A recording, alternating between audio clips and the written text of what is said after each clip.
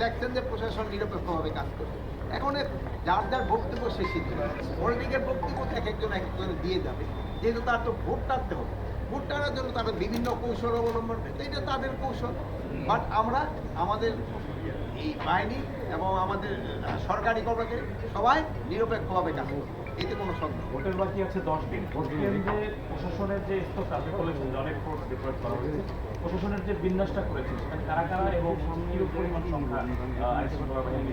এটার সংখ্যাটা আমি পুরো বাংলাদেশে এটা বলতে পারবো, বাট পুরো বাংলাদেশে আমরা 1 লক্ষ সেনাবাহিনী নিয়োগ করতেছি, 1,50,000 পুলিশ নিয়োগ করা হয়েছে, দেবী 5,000 নিয়োগ করা হয়েছে, 37,000 বিজিবি নিয়োগ করা হয়েছে, র্যাব নিয়োগ করা হয়েছে প্রায় 10,000-এর মতো, এবং কোস্টগার্ডও প্রায় 5,000-এর মতো, একটু কম দিতে যাচ্ছে। এবং সবচেয়ে বড় বাহিনী হলো আনসার, আনসার প্রায় 6 লাখের মতো আনসার নিয়োগ করা হয়।